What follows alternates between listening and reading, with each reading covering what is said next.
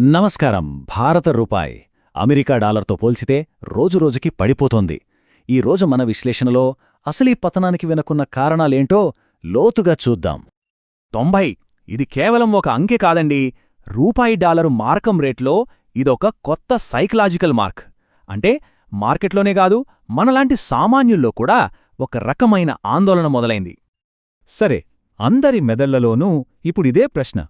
అసలు భారత రూపాయి ఈ స్థాయికి ఎలా వచ్చింది? మరి దీని ప్రభావం మన మీద ఎలా ఉంటుంది? రండి, ఈ ప్రశ్నలకు సమాధానాలు వెదుకుదాం. అయితే ఈ 90 రూపాయల మార్కనేది ఏదో ఒక్క రాత్రిలో వచ్చింది కాదు.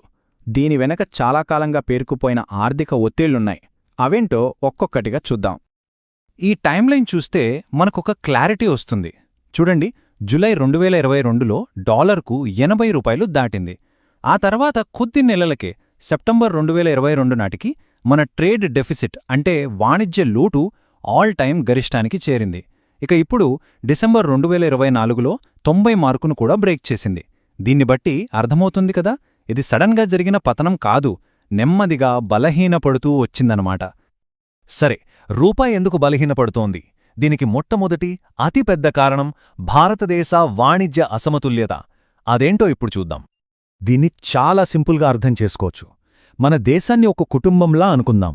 మనం బయటినుంచి కొనే వస్తువుల ఖర్చు మనం బయటికి అమ్మి సంపాదించే దానికంటే ఎక్కువగా ఉందన్నమాట.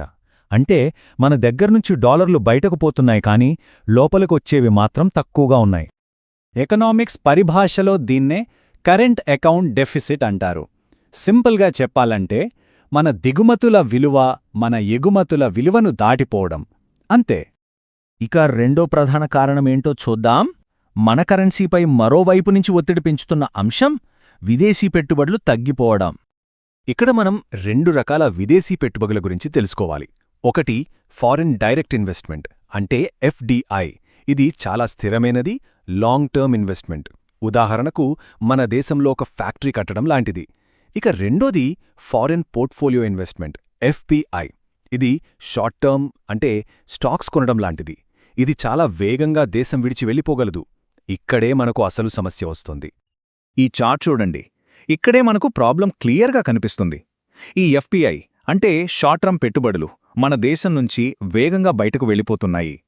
2025లో ఏకంగా $18 బిలియన్ ఇన్వెస్టర్లు మన స్టాక్ మార్కెట్ నుంచి వెలక్కి తీసుకున్నారు. ఇంత పెద్ద మొత్తంలో డాలర్లు బయటకు వెళ్తే ఏమవుతుంది? డాలర్కు డిమాండ్ పెరిగి రూపాయి విలువ పడిపోతుంది.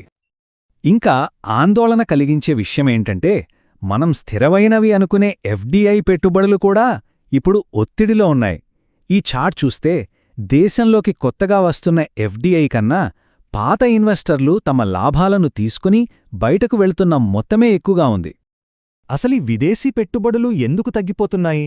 దీనికి కొన్ని గ్లోబల్ కారణాలున్నాయి. అమెరికా లాంటి పెద్ద దేశాల్లో వడ్డీ రేట్లు పెరిగాయి. సో ఇన్వెస్టర్లు ఇక్కడ రిస్క్ తీసుకునే బదులు అక్కడే సేఫ్గా ఇన్వెస్ట్ చేస్తున్నారు.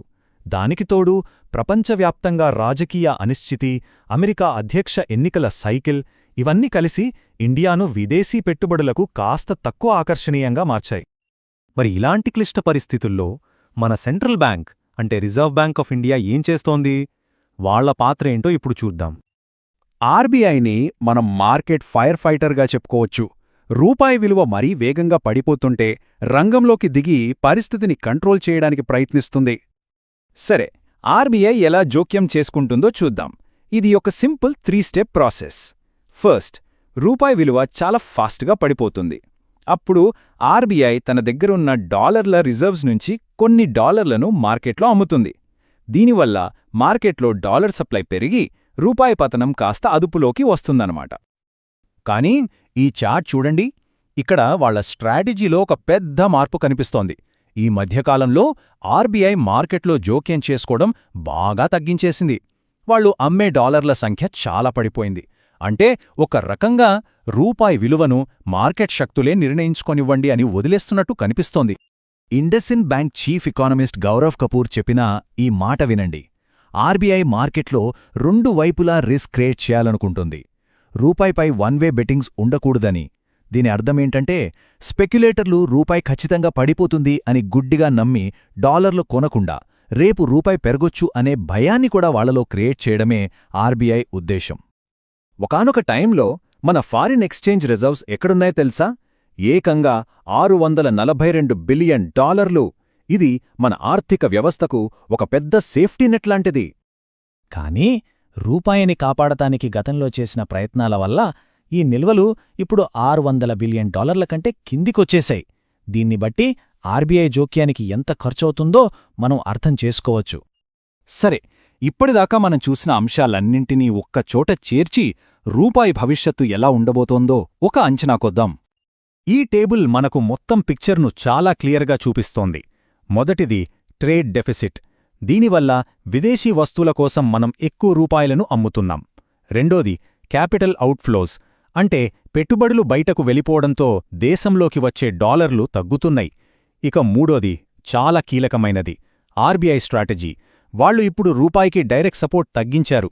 ఈ మూడు ఒత్తిళ్లు కలిసి రూపాయిని కిందకి లాగుతున్నాయి. ఒకవైపు ప్రపంచ ఆర్థిక సవాళ్లు, మరోవైపు మన సెంట్రల్ బ్యాంక్ వ్యూహాత్మక వైఖరి. ఈ నేపథ్యంలో రూపాయికి ఇదే కొత్త నార్మల్ కాబోతోందా? ఈ బలహీనతే కొనసాగుతుందా? ఇది మనందరినీ ఆలోచింపజేయాల్సిన